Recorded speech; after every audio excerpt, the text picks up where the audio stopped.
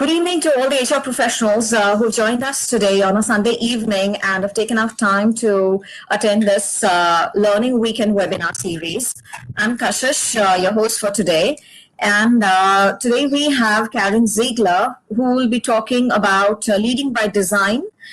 So the topic for today is aptly named Leading by Design with Karen Ziegler. But before we kickstart the session, I would like to give a brief introduction about the group.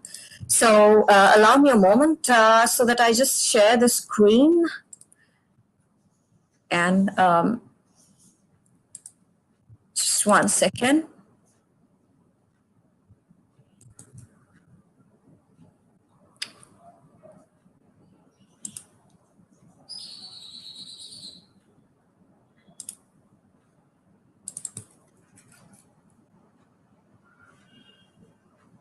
I'm just pulling up the PPT. It's just taking a while.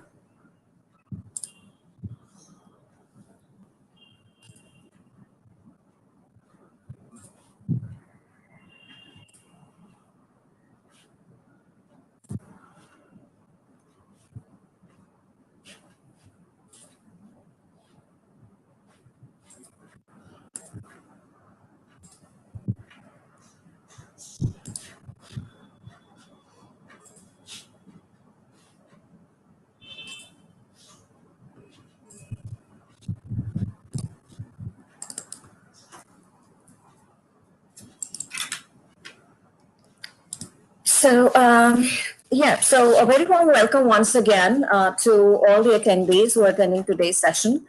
As I said, I'll be giving a brief introduction about the group. And as you can see on the slide, we are now almost over 5,000 HR professionals, which includes people from at all levels, ranging from the leaders to the executives to CHROs and some of the leading minds from Indian organizations as well as Fortune 500 companies. The group was formed in January 2017. So within a short span of almost a little over 4 years, we have been able to come up with a series of initiatives which have allowed us or which have enabled us to address some of the common concerns that the HR professionals have had. Starting with the journey that we have been through, we first started with our first WhatsApp group of HR professionals in January 2017.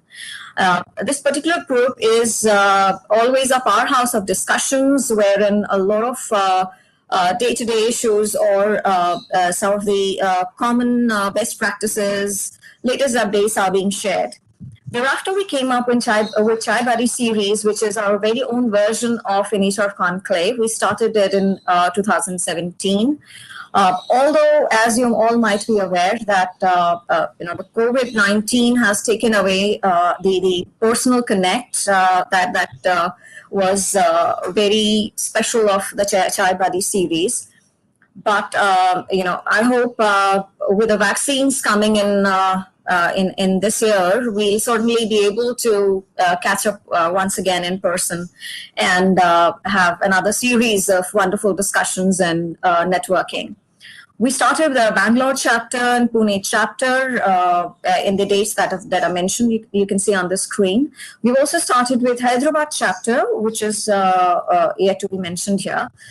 Apart from the Chai Buddy series, we thought the group was missing one of the key areas where, we really wanted to recognize some of the younger HR professionals who had set a path for themselves in their current, in their area. So this particular award was formed to create an opportunity to enable young HR achievers to showcase their contribution and achievement amongst the HR fraternity. Now, we also have collaborated with Hrci USA in 2019. This is a very, I would say, special collaboration, and I'll speak about the certifications or the benefits of collaborating with them on the next slide, where it will be a little more detailed. We have also come up with Core Connect, wherein we invite views on trending topics, and the best insights are shared and published in various social media groups. We've started with core research in March of 2020. The focus of this particular group was basically to talk about or discuss the future of work, impact on HR, developing future competencies for HRBP, further opportunities, etc. In the Candid Conversation series that we started, the focus was basically to understand the HR's contribution from a CEO's or the business owner's point of view. And we thought that this particular aspect would help the HR to get more aligned with the business. So we also have Career Center, which is an AI-enabled platform, which is used specifically for opportunities in HR function. And we started this last year, just before the lockdown happened. And the database has been growing, and a lot of organizations as well as candidates are benefiting from it. Coming back to the Hrci Global HR certifications that I just hinted on the last slide. So as most of you might be aware that Hrci is one of the premier credentialing and learning organization. It is an international certification body which allows or which helps HR professionals to get global experience or global certifications. Applicable or which can be used in global, hunting for global opportunities or, doing better in the current global responsibilities. So as you can see, there are series of certifications, which is APHRI, PHRI, SPHRI, and GPHR.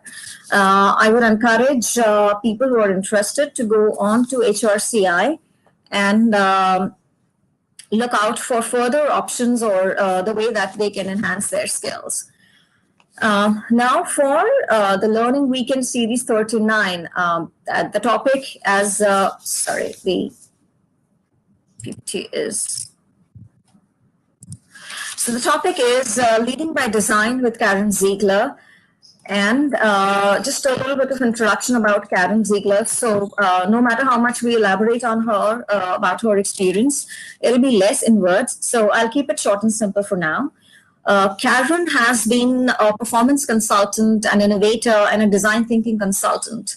Having said that, her background is basically she's worked thoroughly with Fortune 500 companies like Bank of America, Wells Fargo, and also in nonprofit organizations. She has more than 25 years of experience in leadership positions. She is currently helping enterprise leaders design the future of how their companies work by delivering experiential design thinking, training, and consulting. So she's also an author, a life coach, and also founder of National Association of Christian Women Leaders. So she's been leading a group of women from the front and helping them grow in their career. She's also the host of Cultivating Potential podcast. So maybe you could just Google and watch out for her series of podcasts or visit her LinkedIn profile to get more information. She's recently launched a podcast to help leaders prepare their teams for the future. The title that you would want to look out for is Cultivating Potential. Just a two-liner about myself. With more than 14 years of experience across mature as well as startup organizations, my experience has more been with IT and ITES organizations, where I have led the entire gamut of HR function from hire to retire. The other domains apart from IT, ITES has been professional services as well. And right now, I'm an acting volunteer with Core Hrci Group, also a part of the Core team. And we're really glad that we have Karen today. So I will, right now at the moment as we talk, I will just hand over the session to Karen Ziegler. And I'll just stop sharing my screen so that we are able to add Karen here. Hi, Karen. Very warm welcome to the platform, and it's all yours to take it forward.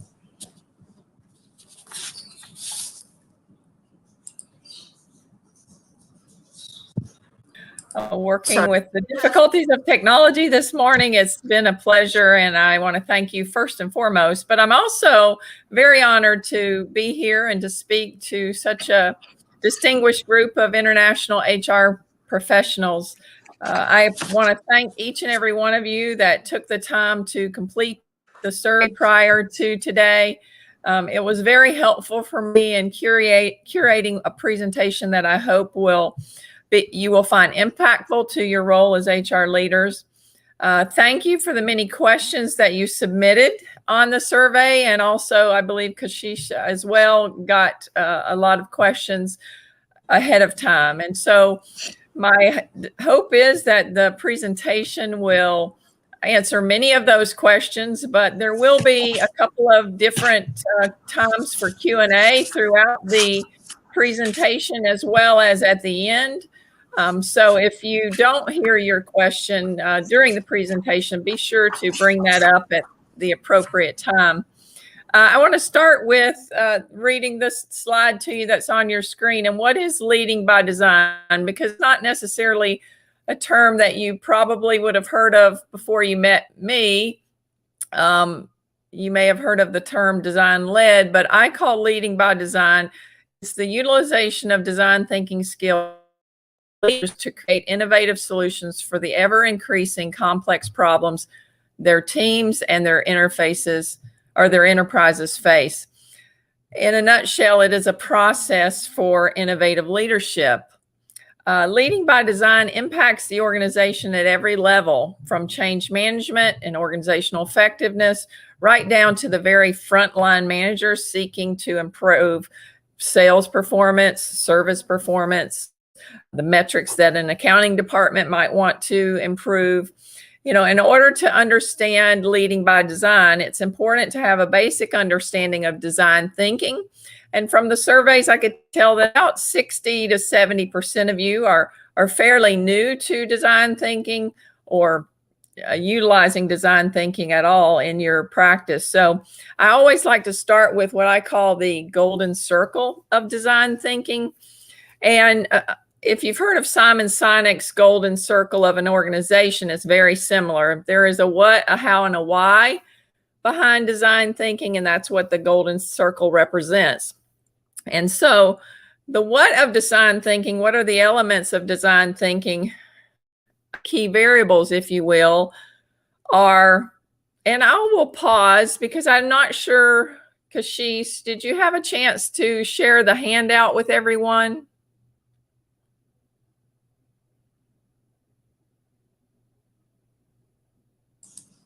No, Karen. As we discussed, the mail was taking a lot of time. Oh, that's right. Yeah. So I'll do it right away as you talk. I'll just share that. Yeah, there is a link to a handout that you can take notes on, as well as even if you just take notes on your notepad in front of you, if you'll even grab the handout after the presentation, there's some links to some additional articles that'll expand on the principles and ideas that I'm sharing with you this morning. So whether you get the handout now or you get it at the end, just know that there's some additional links in the handout that expound on what we're going to talk about this morning. So back to the golden circle of design thinking. The what is basically the key variables, and that includes a design team, the vision, which in design thinking is termed in a how might we statement, the problems and obstacles to that vision, and then also the users, the key players in achieving the vision. And by their very nature, those users also happen to be unknowingly the keeper of the obstacles. They have the obstacles that the design team and the design leader have to uncover in order to remove them in order to achieve the vision. So in the old school of innovation, which we'll talk about in just a moment, that was the design team and the user was the customer. In a design-led or leading by design, that changes from not just the customers. Obviously, there'll still be some portion of innovation that's always focused on the customer, but the leader in a design team, when you're leading by design, is the department leader or the organization leader. It can be from the frontline manager to the manager of accounting to the CEO. They are the leader of the design team, and it is their direct reports that now become the design team. And if you think about it, it's a much greater economies of scale, because the customer, an innovation team can go out and speak to 100 customers and take the time to do that, or they can in fact speak to 10, 20, 100 employees and get the representation of 1,000 or more clients, because a frontline employee could service 100 or more clients in a year. And so they know the hot buttons that the clients are bringing to them that they are unable to resolve. So that's the shift in leading by design. The design team goes from an innovation department to every leader within the organization. The how of design thinking is basically how it works. And that process is the 5 phases, which we're going to cover in a little more detail in the next few slides. But just to outline them, the first phase is empathy. Second phase is define the problem. The third phase is ideation. And the fourth phase is prototyping. And the fifth stage is testing. So in a nutshell, that is what design, the what, the how, and the why of design thinking, which is also known as human-centered design. Basically, it is a creative solving process.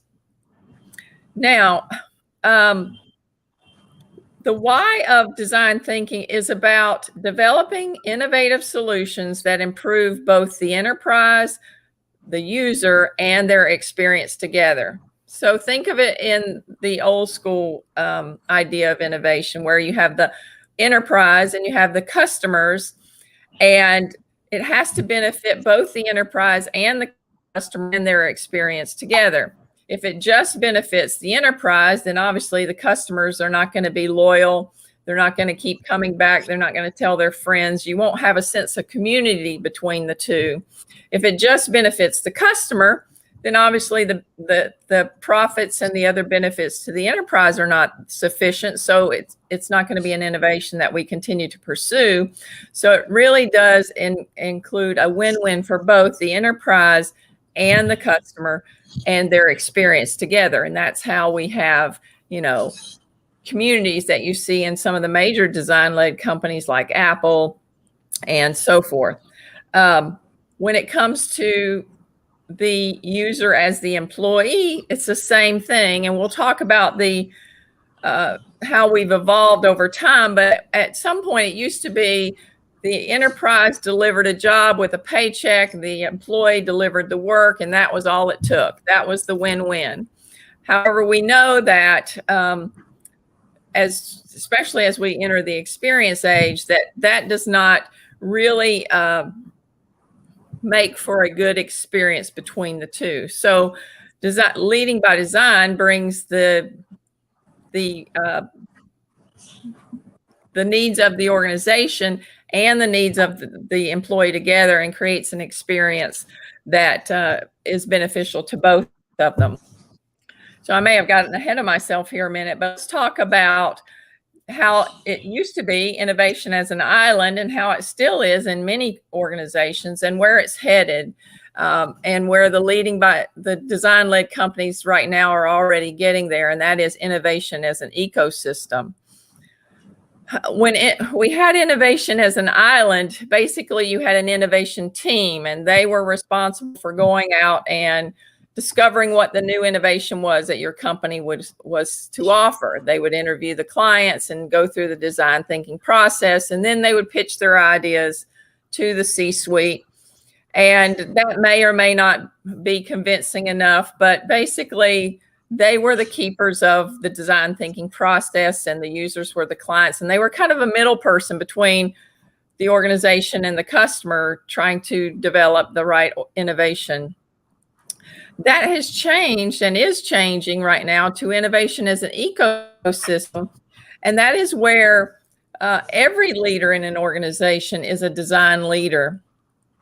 And they are running their teams through the design thinking process, not only to solve the complex problems that they have within their teams, but also to begin to elevate up to upper level management, to the C-suite, the needs that not only the employees have, but the customers have that are not being met in the current environment. And so the innovation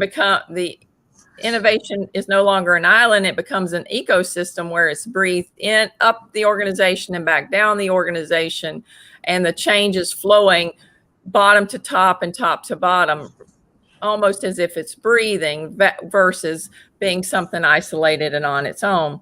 I believe Kashish shared this statistic, but companies that lead by design see innovation as an ecosystem. They have outperformed the S&P by 228% based on the latest statistics from the Design Management Institute.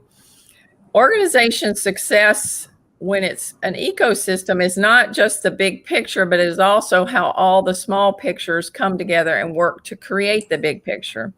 The big picture only comes together if all the small pictures are aligned, healthy, and working. And so in an ecosystem, it's a community of living, breathing organisms. Science has recognized that if any segment of the ecosystem suffers, the whole suffers. And so in the past, innovation departments have been emboldened to expand the organization, but they've often been inhibited by the suffering or the other parts that are suffering within the organization. If you think of examples like innovation initiatives being canceled, or budgets being pulled from projects to go to other areas, that is a sign of the ecosystem suffering in other areas, so that the monies and the resources and the time cannot be spent to benefit the innovation for the organization. So that's where we are headed in the experience age. And obviously the leading organizations in the world are already in this design-led or innovation as an ecosystem. And it's just a matter of beginning to get the training and the word out to all organizations that innovation as an island is really not an effective means for achieving both the needs of the customer, but also the needs of the employee. That we can be much more effective if we take a human-centered approach throughout the system. And so that's what I want to talk to you about next, because traditionally, innovation is an island. The human-centered approach just meant that you started and ended with the user's needs in mind. And obviously you had empathy and the various phases of design thinking that got to the crux of what those needs are. But when you begin to have innovation as an ecosystem, and the humans that you're dealing with are with you day in and day out, and they're not just someone you go and interview and you come back and you create something and you take it to them and they say yes or no. These are people that you spend day to day your lives with. And so we need to dig a little deeper into what it means to be human. And that's what I want to talk about next. You know, being human is about self-awareness, self-realization, and offering our whole selves in service to others. And ultimately, that's what we want to accomplish as humans on the individual level and also on the corporate level. But there is much to be done in understanding what it means to be human, to really get to that self-awareness, the self-realization, and to offering our whole selves. You know, design thinking is considered a human-centered approach to problem solving, but we need to dig a little bit deeper in the workplace, because employees today are asking more and more to be able to bring their whole selves to their work. And in many cases, I'm not even sure they understand what that means, but they know something's missing. And that's where I was on my journey, which I've shared it a number of times. But it's that part that's missing that they want to be able to bring. And it is our role as leaders in the organization that we can begin to help them unpack that and to bring that to the forefront of their jobs. They want to feel to be fully present. They also want to fully express themselves. And this all adds another dimension to design thinking as well as being led by design. So I want to start here with the gold egg in the middle. And that is our being or our spirit. I've depicted it as a gold egg here because it is both where the gold lies and it is also very fragile. This is not necessarily in a religious context, but in a being context. In our most relaxed state, we are just being. Other names for being include spirit, our heart, our soul, our center. And this golden egg depicts it really well because it's where our gifts and talents lie. It's the uniqueness that each of us brings to the world. While all of us as humans have hopes and dreams and aspirations, how we achieve those comes from this place of spirit, from the gifts, talents, and strengths that we have. And oftentimes we don't even recognize that we have them. In fact, we dismiss them. When someone says, "How did you do that?" or "Why are you so good at that?" we often brush it off as nothing because it's so effortless for us. We are just being when we are in those modes of our best selves. But it's also an egg because it's very fragile. As humans, we each all have fears and doubts and worries that we will not be able to realize our dreams or even know where to begin. So it's this uniqueness that connects us as individuals and as humans, and it is what managers can really begin to tap into with leading by design. The mind, and obviously the mind is much more complex than two parts, but we're going to focus on the two parts just for this discussion, and that is we have the logical left brain and the creative right brain. The mind also has several other labels itself: thinking, our head, our center of reasoning. It's the logical brain and our focus on it over the last few decades that has really left our employees suffering mentally. It's left them stressed and it's left them burnt out. Because this logical left brain is very linear, very rigid in its approach, and obviously, especially magnified during the pandemic, we can no longer have this rigid linear approach. We must expand our approach. We must be flexible and flow a lot more and be open to the creative possibilities. No longer can we rely on our logical left brain to get us where we need to go next. And then the body. The body is the container of all this, and it is the manner in which we get things done. Obviously, it's how we do our work, but it's also how we experience life through our five senses. Other names for the body are the doing, the hands, and the center of action. Now, as you see here, there's an energy about us. Science has noted that each of us have an energy field that surrounds us of about 8 feet on every side. Other names for energy are also our emotions. Oftentimes energy is known as, our emotions are known as energy in motion. It's also known as feelings or our felt sense. It's that which we experience oftentimes without words. While there's exceptions to this, as a general rule, when we have negative emotions, there's an incongruence between our mind, body, and spirit, meaning something is out of alignment. And when our emotions are positive, then when we are at ease and our mind, body, and spirit are in alignment. Now, obviously, alignment is a personal responsibility. However, leaders have a tremendous impact on employees' energies. As as humans, that we have an emotional scale of about roughly 22 emotions, ranging from fear at the lowest level, powerlessness, to joy at the top level. It's the feelings on the lower level, the negative feelings, that leave us stuck, and it contracts our energy. So we are closed off. These feelings include powerlessness, guilt, hate, anger, frustration, worry, a lot of feelings that many of our employees go through on a daily basis in their jobs. And so these feelings, these negative emotions, leave their energy closed off. If you've ever walked into a room where two people have been arguing and you knew something was going on before you even spoke, you felt the energy in the room. If you've walked into a room and the opposite was true, maybe they were celebrating some great achievement together, you noticed that as well. You noticed the energy of the room before you noticed what was or knew what was going on in the room.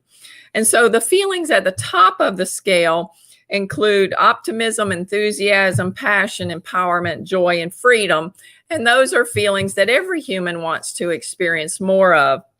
And so when we're leading by design, leaders elevate the emotions of their employees by facilitating alignment, allowing their whole selves to be brought to work, ultimately elevating the experience, their engagement, which ultimately affects their output. As you all are aware, I'm sure, probably more than I can teach you in this few sentences, engagement is estimated to improve profitability 20% by 20%. I suspect it's more. I've certainly experienced it as much more in using leading by design. And then the lack of engagement costs organizations about $550 billion a year. So in leading by design, leaders connect and communicate and are able to job craft and design a better experience for their team, which ultimately provides a better experience for our customers, which in turn profits the organization. So now that we kind of have unpacked what it means to be human and how that looks slightly different or more in depth, I would say, in using leading by design for employees versus just clients, let's go into the 5 phases of design thinking. Excuse me, I'm going to get some water here. So, and these phases obviously take sometimes weeks to accomplish, months in some cases, depending on the size of the project. But so I'm just going to briefly highlight this. This obviously isn't a design thinking training, but the first phase is empathy. And one of probably the most misconceived notion about empathy is that it is all about feelings. But once you understand the human and that we contract with negative emotions and we expand with positive emotions, you recognize that feelings are not necessarily the goal, because in the design thinking process, our goal is to find out what their needs are in order to create an innovation that meets the needs.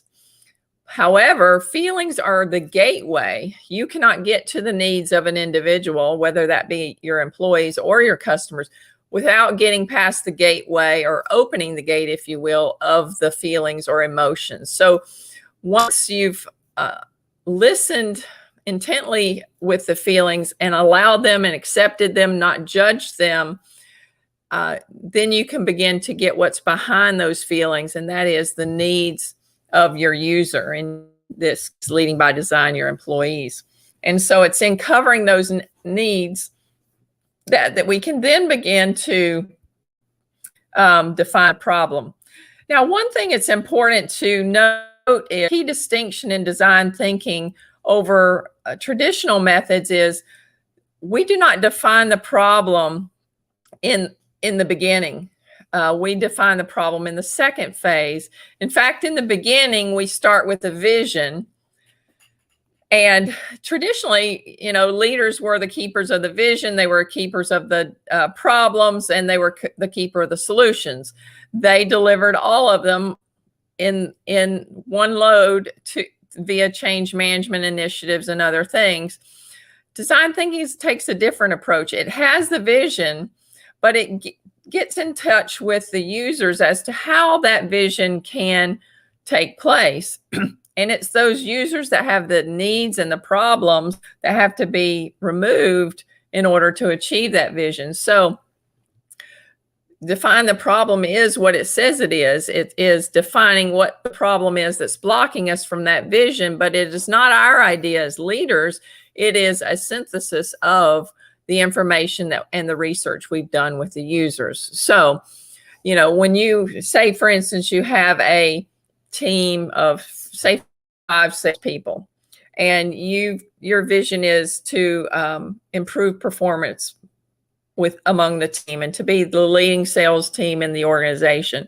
And so when you talk to your users about that and how, you know, what's working and what's not working and how we can improve it, there will be a number of problems that come out. And it is the sifting through of those problems that you can begin to identify the core issues that are prohibiting them from that performance or whatever that vision is. And so that's stage 2. And with the team, it's very nice. Unlike with the customer, you may not go back and tell the customer, oh, this is the problem. But with the team, you can go, okay, I've heard you. This is what the consensus is to the problem. And you can confirm, even before you begin to ideate solutions, that you've gotten the problem correct, that you understand the problem fully. Otherwise, they're going to correct you. They'll say, no, that's not it. It's more this. And so it's a really dynamic, ongoing conversation that you're having with your employees. The great thing about design thinking, all 5 of these phases, is that it's happening between the leader and their team throughout the entire process. You know, in a traditional innovation as island, you would empathize with the user, and then you wouldn't see the user again until you were testing at the end. When the design team is your team, the people you are managing, you are working with your team every step of the way. You have listened to them, empathized with them. You have sifted through what you learned from the team and come back and said, okay, this is the problems we see blocking our vision. They've confirmed that. And then in the ideate phase, you begin to tap into the full creative potential of your users, which are your employees, by asking, you know, okay, these are the problems. We're going to begin to ideate, brainstorm some of the solutions. And here they are. You're going to brainstorm those together with your team. And then you begin to get the buy-in by, okay, what part of this solution that we've come up with together do you want to play a part of? And so, you know, ideation is a little bit different than your traditional brainstorming, because within an organization, internal innovation teams, you have the resources of the organization and you have the problems. And it is the finding the marriage of the two that is going to create the ideas that are going to move forward. So you want to know what the financial resources are, what the human resources are, the technical viability of the technologies are, because when you're doing it on a team level basis, you don't have to have this huge pie in the sky budget to go out and create innovation.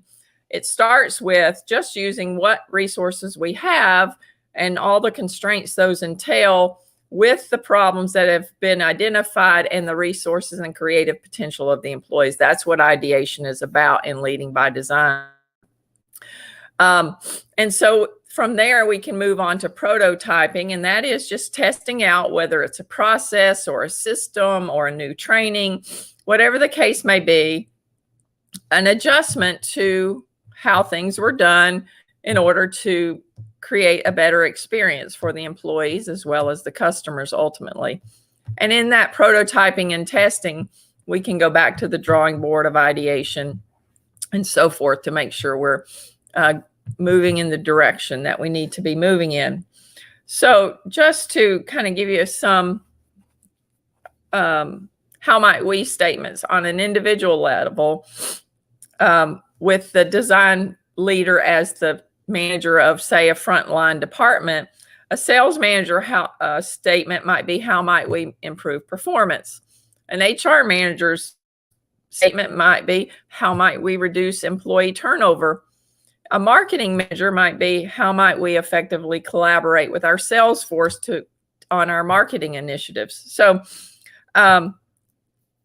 all that gets nailed down with the team. And so it's an ongoing interaction between the leader and the team, and tapping into their creative gifts to get through the process of design thinking. So why is this necessary? I want to talk to you next about the evolution of leadership, design, and business, because it really has changed a lot in the last hundreds of years, from the industrial age to the experience age today.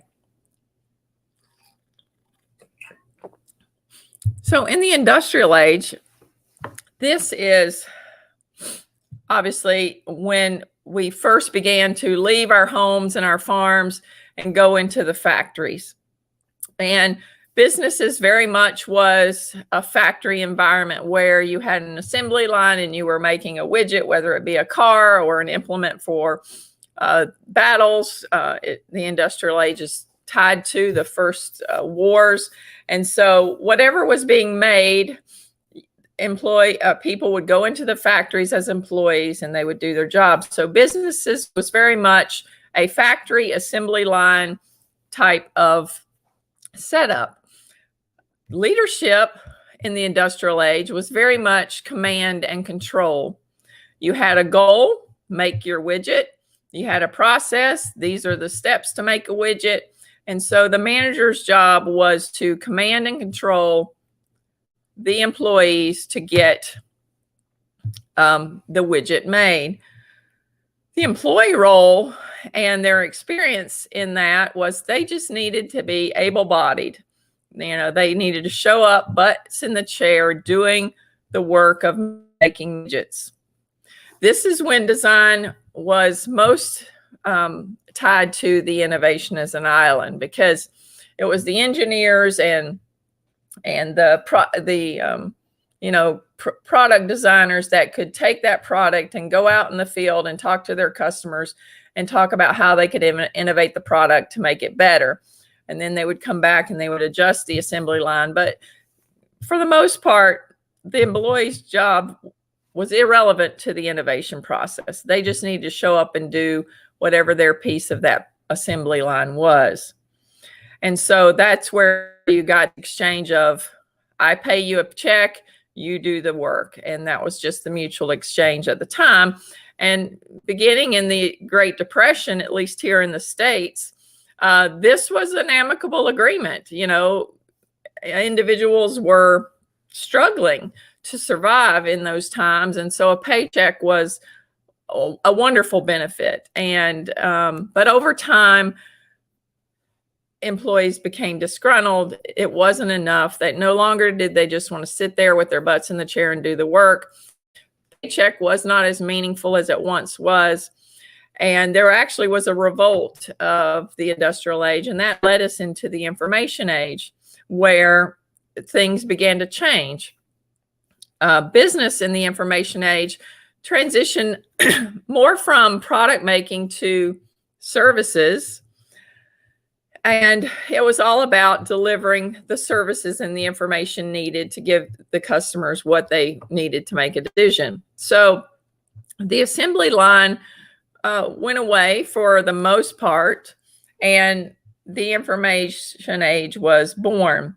And so leadership changed in that, because in the industrial age, it was all about your body. You showed up, you did the work. In the information age, as the employees revolted the industrial age, they recognized, what, I have a brain also, and I know how to use it, and I can really make a difference in this process and how we deliver things to our customers. So the information age began to tap into that mind or brain part or thinking part of the human experience. So we moved from all body to body and brain, mostly brain, in the information age. So the leadership's role took on a more of a coaching perspective, in that the finish line was set still, like in the industrial age, but the way to get there was varied. And so employees were acknowledged that they had a brain, that they knew how to get to the end goal. They just needed coaching along the way to get them there. And so the leadership became leader as a coach. And the employee experience began to change, but it didn't change very much. Oftentimes, managers still wanted the butts in the chair mentality as to how they showed up on their jobs, and the flexibility was not where it needed to be. Now, obviously, the pandemic blew open wide at the need for hybrid workforces and changing in schedules, and how we deliver our work is changing, and still is changing as we move into the experience age. But the experience age started pre-pandemic. Obviously, user experience and user interface was already becoming a big rage, but it had left out the employees up for the most part up until the pandemic. But it was during the pandemic that employees discovered and employers discovered that experience matters for the employee as much, if not more, than the customers, because if the employee experience falters or is failing, then obviously the client experience is the same in magnitude. So the experience age business looks a lot different. We no longer is our goal set and the way to get there set. Both are variable. You see this with industries being disrupted, digital transformations happening. What we used to think was our bottom line way to earn a living is no longer the way we bottom line earn a living. So the goal has changed and the way to get there has changed. It's all changing at rapid pace. And that is why leading by design is now the primary leadership style, because it's not just a matter of coaching them to the same goal over and over again. Everything is always changing. And so we have to begin to design our creative teams to deliver the experience, not only internally, but also externally. And that is how we transition to innovation as an ecosystem, and how we need to bring the user experience right into the employee and the organizational level. So before we move on, what questions do you have about design thinking and the merger of leadership and design? I want to just make sure there's not any unanswered questions about this segment before we really go into why this is so crucial for organizations going forward. I'll just steal a few seconds of your time here. We did not get any questions pertaining to the subtopics or the sections that we discussed till now. But I had a question. How do you see post-pandemic, especially? How do you see the concept and specifically, the entire design of design thinking changing from now on? I think that's really important, because pandemic has changed the entire concept of how we work, even in the same city or same country or different countries across the globe. The definition is completely changed. I do not see design thinking process changing. I see the need for it escalating, which what we're going to move into next shows that it already is escalating. Because now more than ever, because we're behind these screens all day long, every day, we need that emotional connection. We need to get in touch with, what the emotions are of the person on the other side of the screen. Because without, again, that field of energy, without opening that field of energy, there's no work being accomplished. The individuals close down, and we need to feel more alive in our jobs, because more than ever, we don't feel alive sitting behind these screens. So how do we do that? We do that through empathy. We do that through listening. We do that through understanding, what are the problems you're facing? Because you know what? Mhm. When you were in my office, I could have observed what problems you were facing if I was self-aware and paying attention. But now that you are not even in front of me, it's even more crucial that I understand what I can't observe or know otherwise. So design thinking and the process of design thinking has escalated post-pandemic because of the manner of which we have to do business. It is more important than ever that we tap into what's going on for our employees as the user in the process of design thinking, so that we can remove those obstacles so that they can bring their whole selves to work to create the solutions that not only they and their teammates need, but ultimately the customers and the organization needs. Sure, thank you for that. I have a small announcement to make. And it'll just take less than a minute. So, because of our collaboration with Hrci, we have been able to get a few free courses offerings by Hrci. And the courses are personal branding, networking for success, and speaking with confidence. So we'll be happy to share the details further for all the attendees who are a part of this live session right now. We'll be emailing the details further. So thanks, Karen. We can proceed. I think we have another 35 minutes to go. So yes. Yeah. Okay.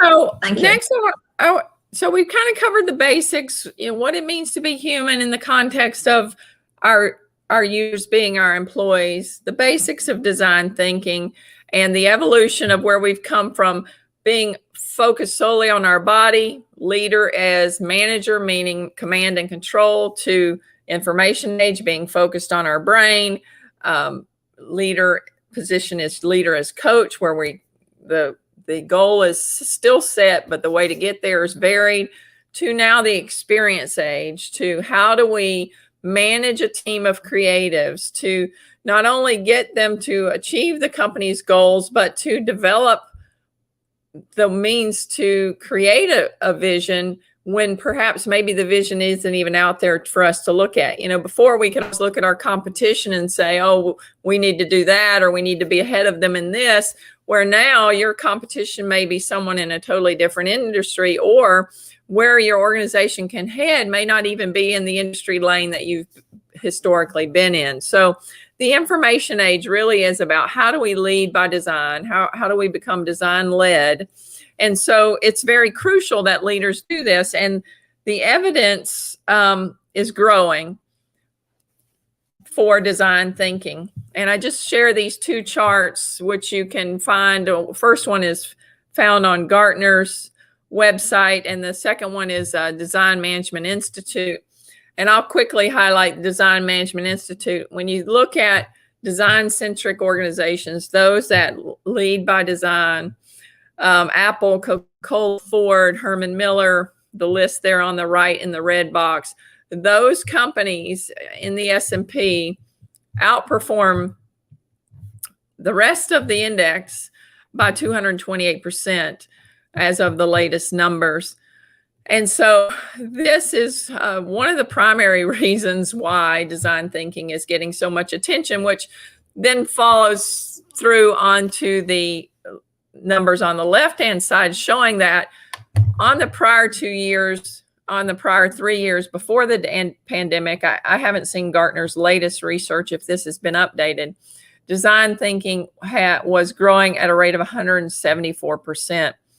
Surpassing strategic management even as a skill that leaders in the C-suite were pursuing. So because of the numbers on the right, design thinking has become the number one skill that I'm interested in finding out about. And I just want to talk about why that is and why it is, I believe, that design thinking popped up even above strategic management, because I would imagine if you'd looked at this data historically, that strategy would have always been at the top. Strategy has been a long time been the direction that leadership needed to get to where they were going. And I like to boil this dichotomy of how design thinking has top strategic management, down to a quote by a Polish scientist that says the map is not the territory. And so the map is not the territory. This scientist and philosopher, Alfred Korbisky, spoke about that when he said the word is not the thing. What he was doing was encapsulating his view that this abstraction derived from something or a reaction to it was not the thing itself. And so that's what it is about strategy. Strategy is the map. It is, here we are. This is where we want to go. This is how we think we're going to get there. But design thinking is actually the exploration of the territory. So yes, it's good to have a map, but so often what's been found is that the map that we have just sits in a folder on our computer or a binder on the shelf, because the map looks a lot different than the reality. And so we're busy, adapting and flowing and finding our way in the real story to where we want to go. And that's where design thinking has risen to the top, because it is the exploration of the territory. It's down on the ground, boots on the ground, exploring our territory, testing, what is it's needed here? How is this an answer? And testing again and again till we make progress forward along the way. And so, a distinction I want to point out about these two things is strategy is the who, the what and the where and the how, or the what and the where, but the design thinking taps into the how.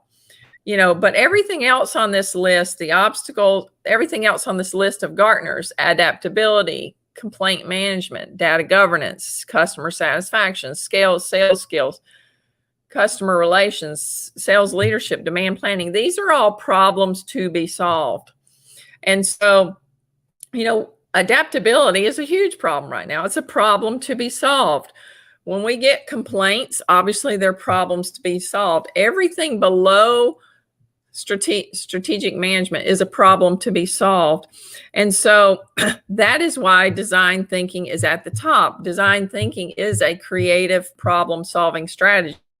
So it's the only means on this list to affect the other 8 things at the bottom of this list. So as HR professionals, and I'm sorry, because you're going to have to share with me their comments. I'd like to ask, as HR professionals here, what are your challenges that are not on this list? Because I would suspect with the pandemic, there are a lot of, and just the world in general, there's a lot of other problems that you would add to this list that are, on your plate right now. So I've just typed in the question for everyone in the comment box.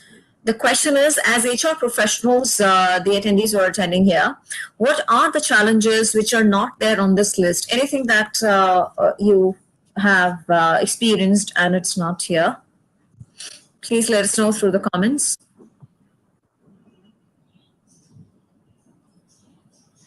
So in between, Karen, we have a question by Manish Kumar Dwivedi, and he's asking, design thinking pattern, how can it impact decisions? I think that's how can the design thinking impact decisions? Yeah, the design thinking pattern, how can it impact decisions? So I think it's more about how the individual or the top management or the group of individuals planning to implement certain things, how does their thinking impact the decisions? Well, and we'll talk more about this as we get into change management. As a C-suite leader of an organization, you may think that the accounting system is the issue, and that it's being out of date and whatever else is the problem. design thinking could, in fact, impact that decision to discover that it really is not the issue, that there are other issues that are more important than that, that the accounting system perhaps gives the users what they need, but it is other communication issues within the organization that are causing the bottleneck or the problem. So design thinking could impact decisions like that, expense decisions where you are about to expend a great amount of money to update a system that really isn't the center of the problem when you get down to the users of the accounting system and the information they derive from the accounting system. So that's just one example. So you could design thinking impacts problems in that when you really understand the users, what their needs are, what their problems are in achieving their vision every day, then it literally could cause any decision you make to do a 180 and to save you a lot of money in the meantime. Now, conversely, you may think it's a communications issue and you work to finish the communications issue, but you still don't solve the problem because it was an accounting system issue and you do need to spend the money. So it could uncover expenditures that need to happen, but it will allow you to better allocate your budgets going forward. So it can have tremendous impact on the decisions you make. I hope that was helpful to them. Thanks, Karen. Just one more question in between I thought we could probably fit in. Any example of an organization that you've seen which has implemented design thinking on their HR processes successfully, and which the attendees will be able to kind of connect with? You know, you guys probably know more than anyone else out there that HR is kind of treated as the stepchild until there's issues and you're the last one to get your needs met. So I really feel like design thinking's probably last frontier in an organization is HR, and it couldn't have come at a better time than the current time. But because of the evolution of business, the evolution of humans, the evolutions of the way we work, it's just, if you think back to what it means to be human, body, mind, and spirit, evolution was about body, information age was about mind, experience is about our spirit. We really are just getting to the point in history. So it's really not any one company's fault that it hasn't been applied before. It's just how we've evolved. And so it is, and because design thinking has been proven every step of the way to be able to tackle increasingly complex and VUCA type problems, it's just a great fit for the HR space. Thanks, Karen. I won't take up any more of your time. I guess we might just be overshooting any which way. Yeah. I'm going to try and move quickly.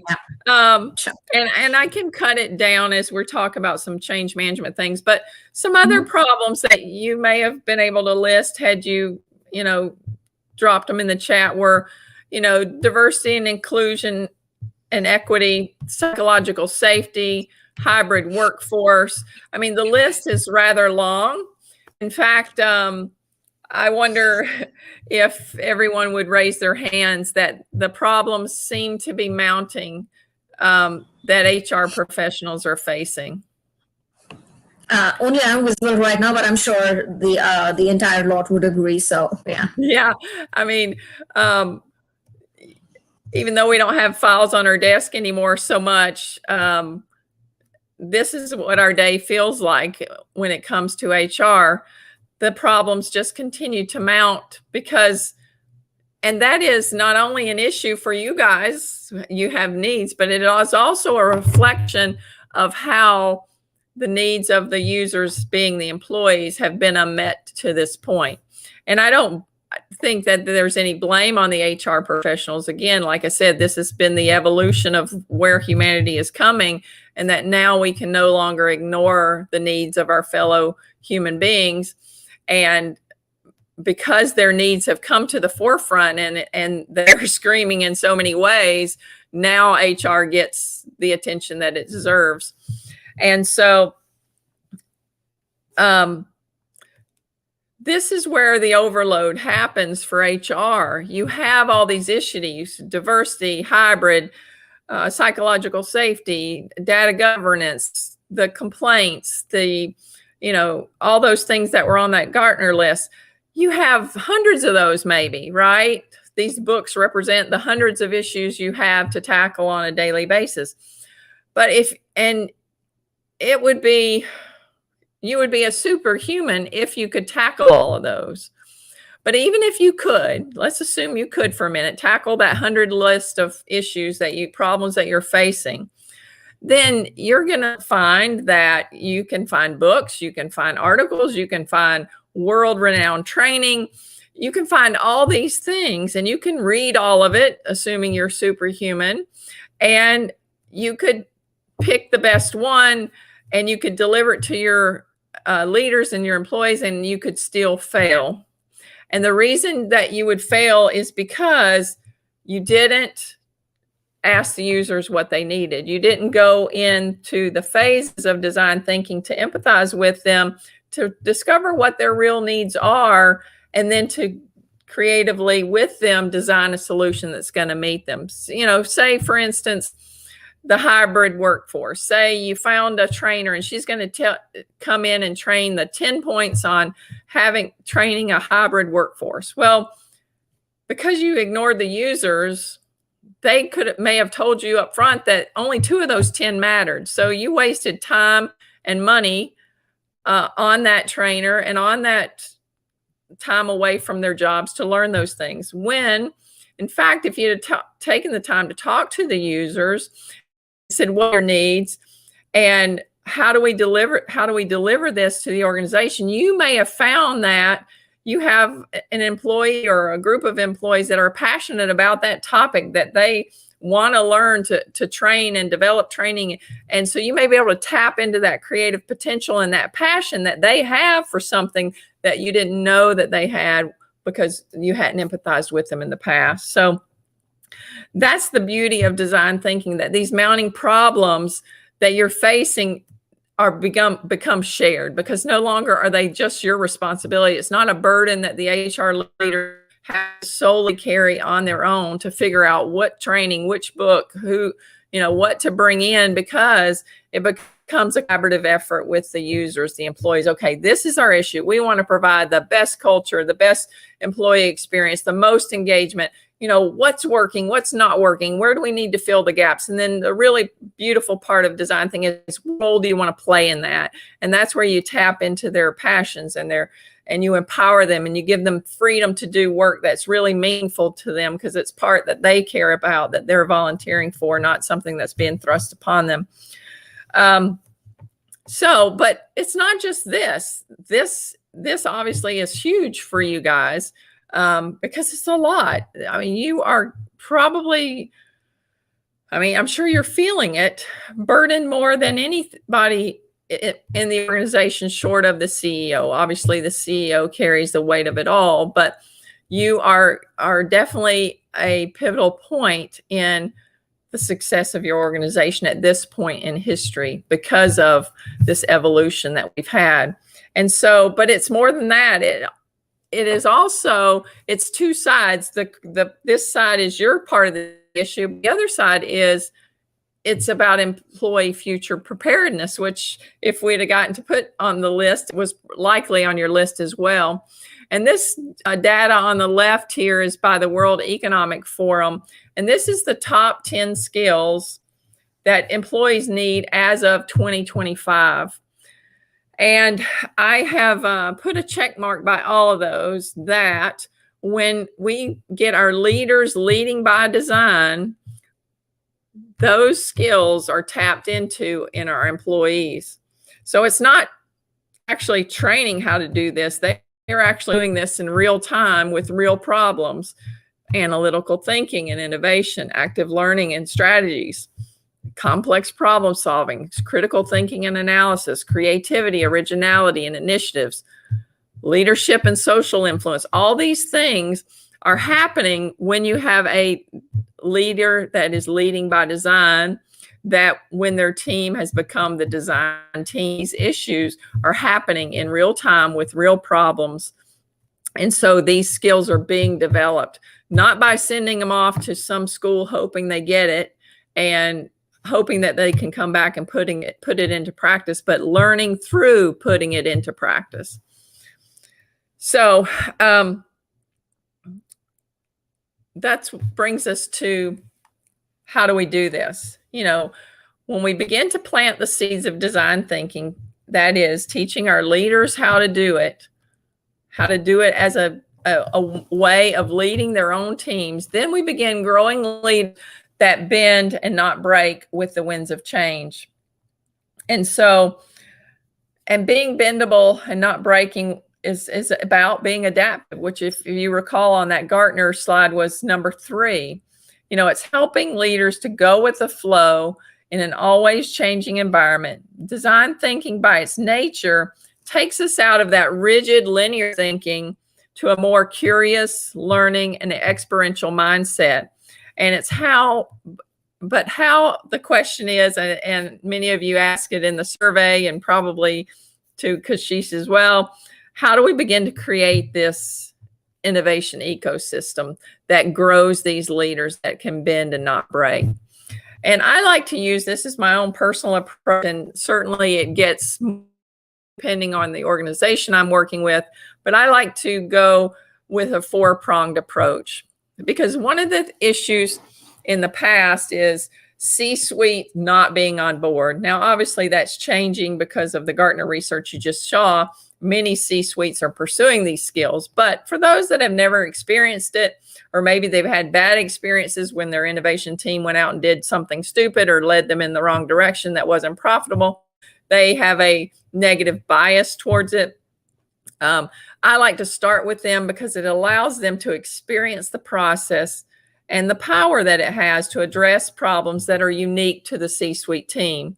So when I start a project, I start with the C-suite. I start with the vision of the CEO, and we break it down to a micro. What's a vision that you have for your executive team?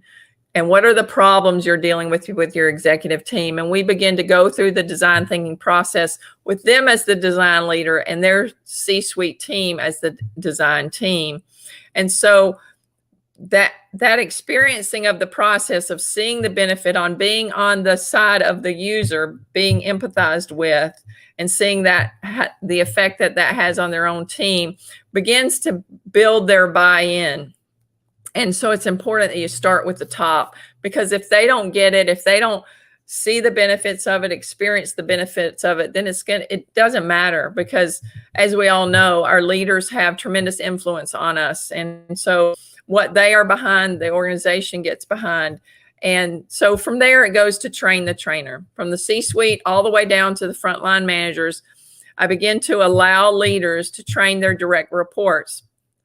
And in that training, they're also applying the process to the challenges of their teams. So, when it gets down to, say, middle managers, and they're delivering the training to their frontline managers, they're not only delivering the training, they're also allowing their frontline managers to experience it by empathizing with them, by finding what their problems are and defining them, and going through the 5 stages. So it's a process that runs all throughout. Now, obviously, in large organizations, excuse me, let me get some water.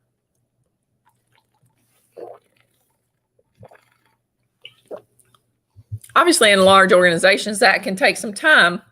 However, there are some chunks that we can really take out of that can speed it up. And one of those is new managers or high performance and high potential employee training. People that are coming up within the organization that are new to management, this is a tremendously effective tool for new managers that may be overwhelmed in their jobs. The first time I used it, I was a new manager, and we were in the middle of mergers and acquisitions, and I'd never managed before, and I was overwhelmed with, learning how to interact with staff. And so it's a beautiful process for new managers. So basically, whether they're new to their role coming up within the organization or they're a high potential employee, providing them the training so that as they begin their journey in leadership, they have the tools to become innovative leaders in their own right out of the gate. And it is those skills that's going to make them good leaders overall, having empathy, being able to define problems, ideating. All those skills individually are great leadership skills, but collectively become innovative leadership skills. And then new hire training. I believe the statistic is, and this is going to be higher or lower based on your organization, but about 20% of companies turn over every year. So they lose 20% of their leaders every year. And so you can begin by making sure that new management hires are equipped right off the bat with the leading by design skills, equipping them to integrate, engage, and innovate as they come in the organization.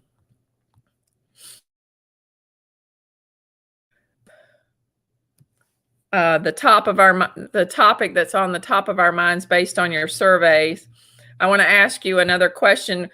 What questions do you have about design thinking and the crucialness of it and how to develop it within your organization?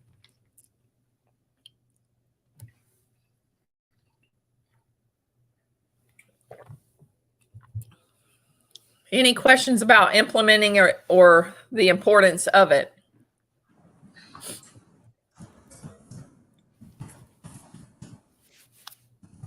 I'm just writing out the question. Okay. Question if design thinking, that's right, just so that everyone is able to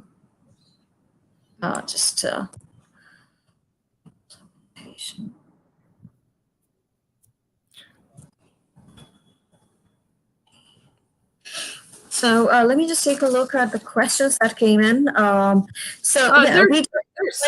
the time of.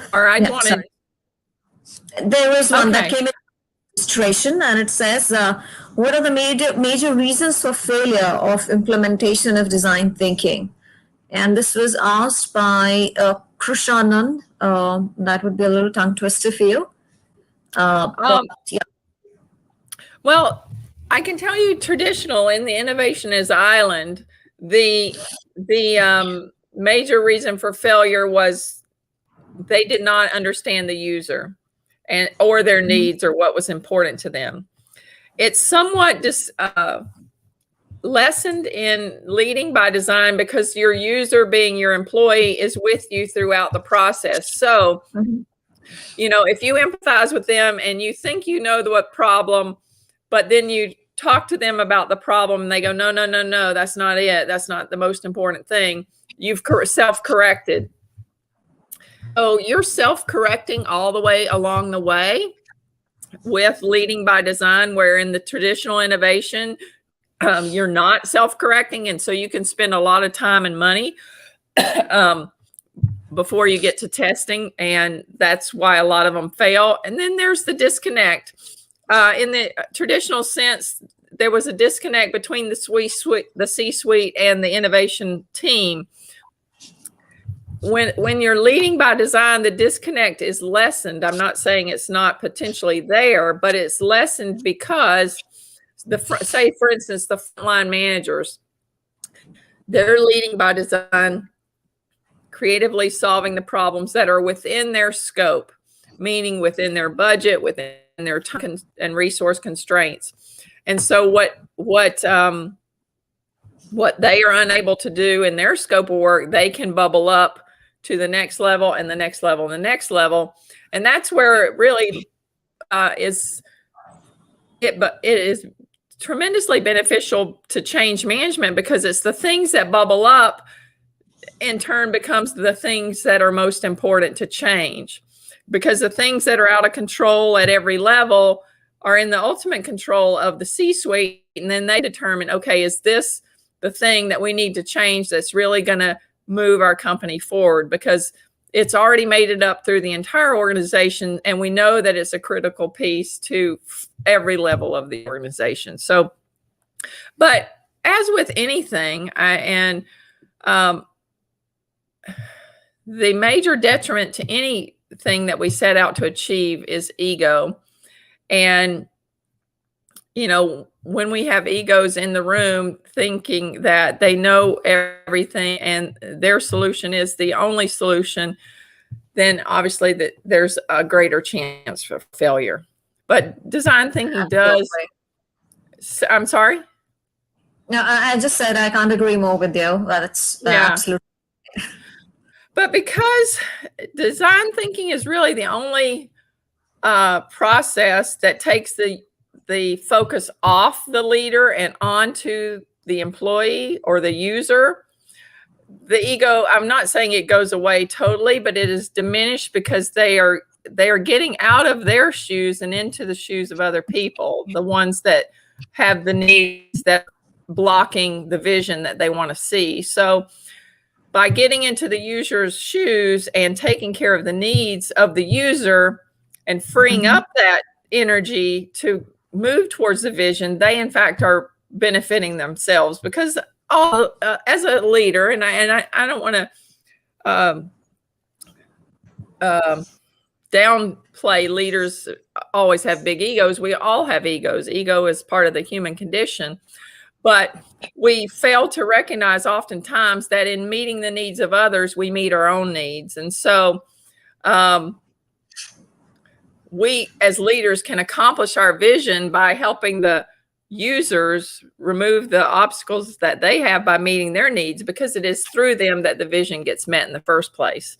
So I hope that made sense. But ego is primarily the number one cause of projects being derailed. Design thinking blocks that on many levels, because it does take the focus of the leader off of it keeps their focus on the vision where it needs to be and the needs of the user, which are actually the problems that are blocking the vision in the first place. So I hope that was helpful. Sure, thanks. So I want to get to what was a hot topic in the survey, and I wish I could get to all of them, but the change management obviously was the first one. And I'm going to cut this short because we're running out of time, but what I will cut short, I think you already know anyway. But 70% of change management initiatives fail. And I believe it boils down to this very quote here. As humans, we are motivated away from things we fear or things we understand will cause us pain, whether that's physical, mental, or emotional pain, and towards things that brings pleasure. And so let's just take an example that away from the business world of running. You know, say for instance, you don't think running is a pleasurable experience. It's a very painful experience. And so you may be slow to start or not begin at all. However, if you ran into a bear in the woods, all of a sudden you would be very motivated to run, and you would run as fast as you could for as long as you needed to save your life because of that pain or the fear, aka you would have an away motivation to get going as quickly as possible. But the minute you are away from the initial fear or pain, you no longer continue. So once we get away from the initial fear, we're no longer motivated to run. Conversely, now say, okay, we understand that. So we want to really focus on the pleasures of running, the weight loss and the mental clarity and the strength and the resilience and the better sleep and all those positive benefits. We focus on those. Well, we're likely to start running. We would be slower to start. We'll probably procrastinate a lot, but each time that we do, we'll have confirmation of those positive things, and we're going to move forward in our motivation until we get a little more motivated and a little more motivated. And the more we repeat it and the more we're rewarded with pleasure, the more we begin. And before long, we find ourselves a runner who doesn't want to miss the opportunity to head out. Now, liken this to change management. According to Harvard Business Review, they say that change brings up feelings of loss of control, uncertainty, concern, competence, and more. In a single word, change management breeds fear, and lots of it. And even the leaders are not immune to the fear. Leaders fear criticism. They fear making the wrong decision. They fear that their jobs are at stake if the performance doesn't improve. They even fear the rejection of the employees on the proposed change. So the employees have fear, the leaders have fear, and so it is a terrible away motivation. But even if leaders cast a compelling vision and a pleasurable future, that, you know, everything's going to be wonderful when this change happens, the employees can tell that energy is incongruent. They feel within themselves and the energy that they're picking up from leaders that there's fear versus pleasure. And that is why most of, well, all of them, in my opinion, of the change management initiatives fail. And I was going to highlight each of the top three, but I won't go into too much. But basically, you guys already live and breathe these probably for decades, but each of the change management models that are in existence today, one, they're tremendously outdated. The oldest being used from the 40s. I mean, we're not using anything in this world from the 40s anymore. But these methods breed fear. Not only is change already have fear inherently baked into it, the model itself multiplies the fear. So, for instance, in the McKinsey model, the 7 S's, it's a great assessment tool. It's a great way to measure and evaluate, but it does nothing for telling you what to change or how to change it.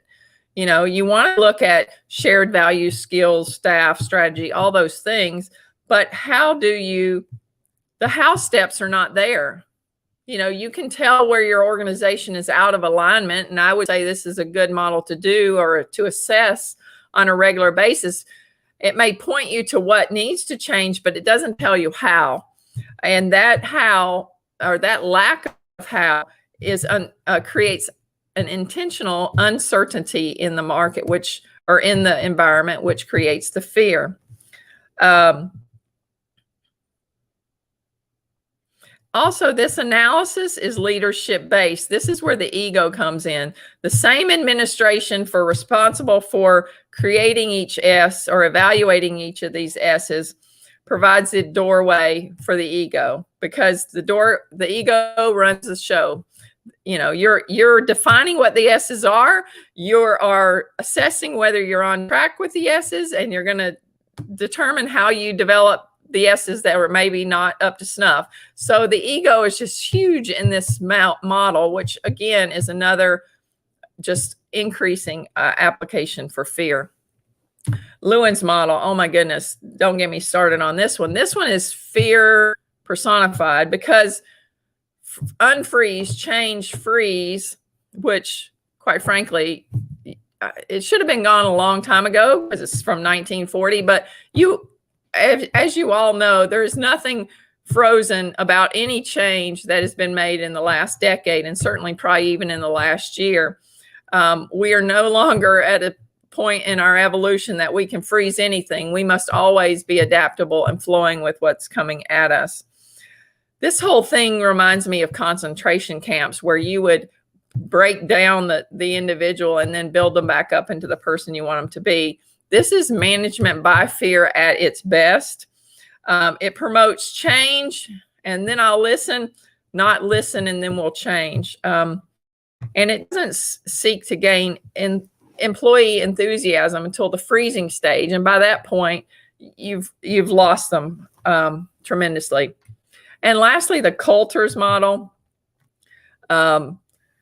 This one also breeds fear in and of itself, because it starts with creating the sense of urgency and building a core correlation. There you go. You have that isolation, us against them. That breeds fear in and of itself. So on multiple levels, the steps of this process breed fear. So you have the fear of change as it exists. Then you have the fear that is being magnified by each of these models, and in fact all of the models, but these are 3 that was mentioned in the survey.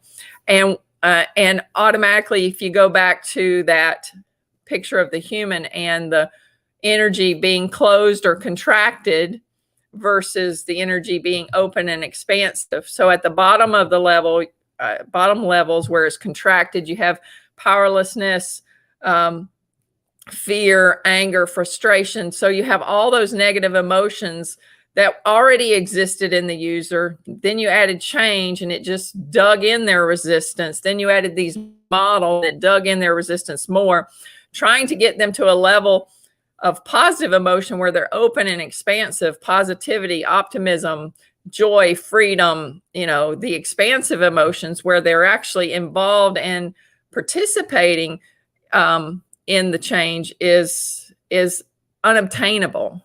It's too far of a stretch in these things.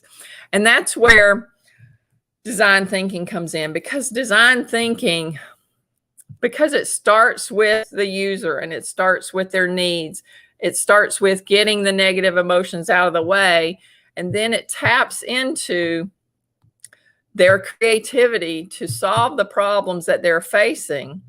They're not waiting on management to solve them. They're participating with management to solve them. That gets them up into those positive emotions, the positive emotions of hope, of optimism, of empowerment, of joy and creativity. There's a direct link between creativity and happiness. And that's where design thinking starts, in moving out or opening up the emotion, the energy, so that they have energy and motion, and bringing them into the positive realm. I liken it to open source for change management. When we use design thinking or leading by design as a way to change, to take on change management initiatives, then we are redesigning the change, and we are making it both human-centered as well as effective, using the elements of design thinking as the model for shifting the emotional energy from the lower level emotions to the upper level emotions that get us moving. Leading by design taps into the creativity of every individual. It's that right brain, that creative brain, and the spirit that allows us to bring our whole selves to work. Science, as I mentioned, has already discovered the link between creativity and happiness. It's just one of those emotions of the upper level. Unleashing the upper level emotions allows us to accomplish more, faster, and with greater inspiration. And that's why I refer to it as open source for change management. And just a little background, open source has been around since 1998. I'm talking open source software here. And they've achieved some amazing results, and in spite of how skeptical people were in the beginning. And in basically, in summary, the copyright holders of the software grant the users, the people that use their software, the right to use, study, change, distribute the software to anyone for any purpose.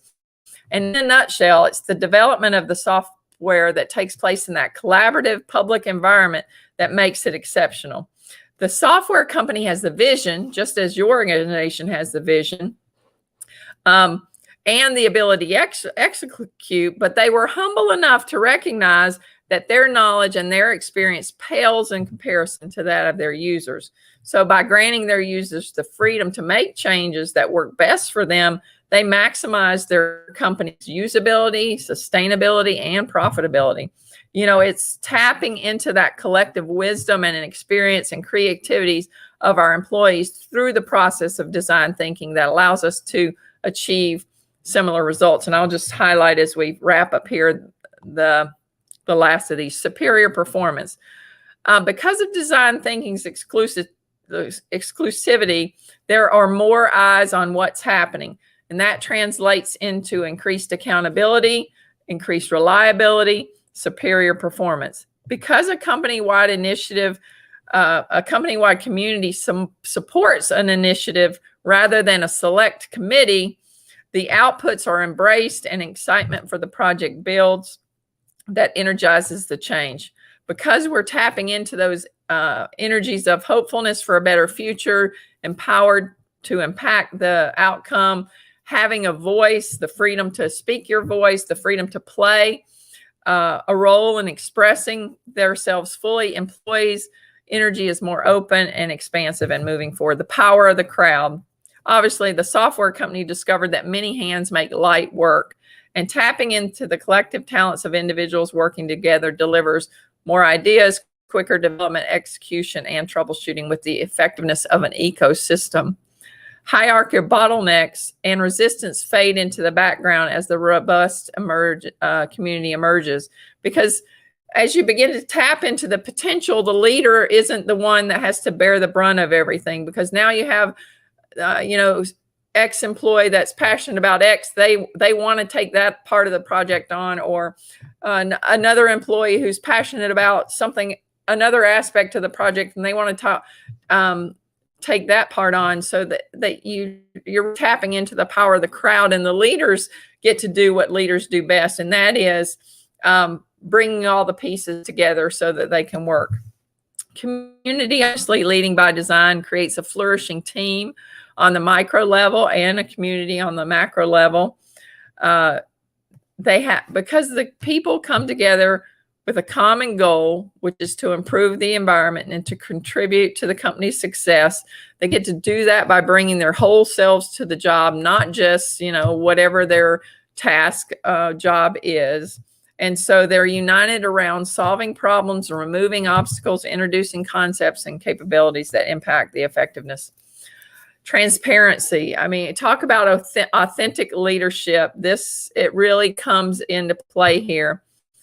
In the beginning, for open source software, one of their main concerns was security.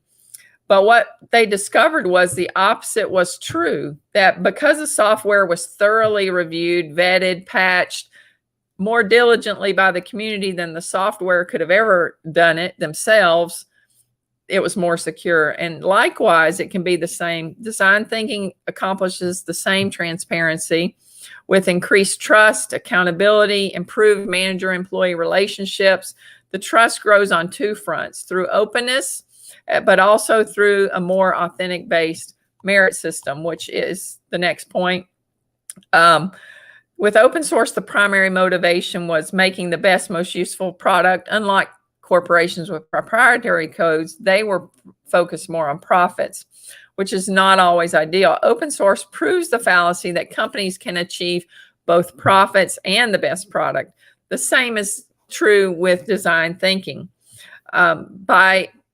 By unlocking the creative potential of our employees, we transcend favoritism and bias of the traditional system. We understand that needs as a company and our vision as a company are met by meeting the needs of our employees. And then obviously the evaluated employee experience. When they are allowed to express themselves fully, to feel appreciated for their ideas, to tap more into the positive energies of bringing their whole selves work as the negative energies, they feel more optimistic, more enthusiastic, more empowered. And it is that elevated experience and the thriving employees that lead to greater productivity, satisfaction, and ultimately to greater success for the organization. So I wrapped that up really quickly. I'm sorry about that, but now we'll open it up for questions. Thanks, Karen. I think all of us do understand that design thinking is a very, very vast topic, and you've been kind enough to cover almost all the aspects of it. So we do have some questions, but before we start with the questions, I would request you to share the link to the reference material. I tried clicking on the link, and somehow at my end, it's not working, so Okay. maybe send a fresh link. And we do have a question through the live session, and it is from Mr. Prabodh Sirur. Okay. And he's asking, can we take an example of how design thinking can be used to make a regular performance meetings as a culture in the organization? So maybe in your experience, probably if you have already been through it. Certainly. So for instance, would a sales manager be useful?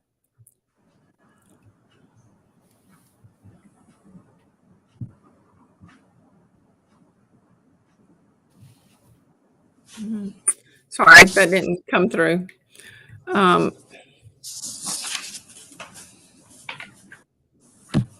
Sorry. So, There you go. yeah. For instance, I talked about my experience as a new manager using it. I was leading a sales team in a bank. I was in the banking world, and the location I had was very new, and I was new to management. So I'd never managed people before. But because I was new to management and the location was new, we had tremendous goals for growing the location. And so they equipped me with some wonderful employees, people that had been in the industry, you know, a long time, 5 years, 10 years, 15 years. And so because I was new to management, I was new to building a market for a location. I went in and began using the process of design thinking by meeting with each individual on my team. And I talked with them to learn from their experience. You know, when it comes to performing well, you know, you've worked for locations that perform well. You've worked for organizations that don't perform well. What has worked and what hasn't worked, and what would you improve if you had the right to rewrite the story right here in the organization we have now?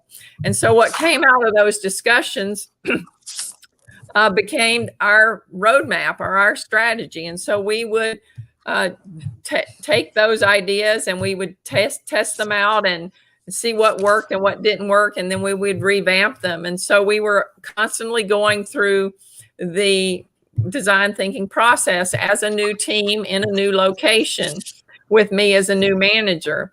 And so that location, while it was expected to take 3 to 5 years to meet its organizational goals, we ended up actually achieving them in the first year, and it won our location many awards. So that is just one way of a frontline manager and a new manager being able to take the tools of design impact not only on their team and the team success, but on the organization as a whole. I don't know why that is not leading you to the right page. I will certainly get that to you at the end. When I click on it, it takes me right to there. It says private leading by design presentation to core HR. And there's a highlighted thing that says core HR handout. Let me see if this works. Maybe this will stop the mid round. Try this one.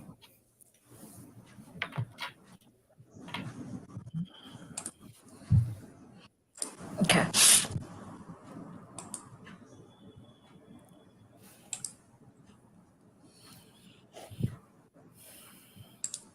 Sure. So thanks for answering that, Karen. And we have another question by Veer. Veer is the founder of Core HRIR Group, and his question is, let me just pull up his question. He wants to know, when conducting an empathy interview, is it okay to use our own experience to interpret and understand others' experiences? No. And the reason I say that is you really want to go into the empathy phase with a beginner's mind. You want your thinking mind to be as quiet as possible. You want to be as fully present and engaged with what they are saying and understanding their perspective as possible. And the way I do that is I'm always asking what may appear to be dumb questions. So if you're married, you may understand this. You think you and your husband are having this discussion, and you think he's mad, but he's not mad. He's some other emotion, and you've misread it. And so you don't want to misread the emotions of your employees. And in fact, you don't want to read them at all. You may label it and get their agreement. Yes, I'm angry, but you really want to get beyond that. You want to allow them to have their emotion, to accept it and acknowledge it, to not judge them for it, but the real point of the conversation is not that you understand that they're angry. You want to understand what is causing the anger. So you're angry. Tell me more about that. And so I'm angry because every time I get in front of a client, I can't get what I need because of this. And so you're doing a paraphrasing as well as asking deeper whys. So why is it frustrating that when you're before the client and you're trying to get your information together that this isn't? So you want to dig deep. The 5 whys is something you guys could look into if you are not already familiar with it. But basically, you're paraphrasing to make sure you understand. And then you're basically asking the dumb question, well, why is that important to you? And you dig into the whys until you get to the basic need at the bottom of those whys. Thanks, Karen. So I believe we're done with the questions. So I would like to extend a note of thanks to you for taking time and managing it, the session so early in the morning. So I understand there's a huge time difference, and while we are in the night here, it's morning pretty much over there. So thank you so much, and appreciate your efforts and your expertise that you've shared with us. I would also like to thank all the members who have attended the session today. Apart from, of course, the people who have been working in the background to make this particular event possible, who have helped us with promotions and supported us with, referring this particular session to within their community, within their HR community. So thanks for that. Thanks to our HR certification partner, Hrci, and also special thanks to Swarna for introducing us to Karen. Without I believe we wouldn't have been able to make this happen. So thank you, everyone. And for people from India, have a great week ahead. And for everyone else globally, I believe you still have the Sunday to enjoy. So take care and keep learning. Thank you so much.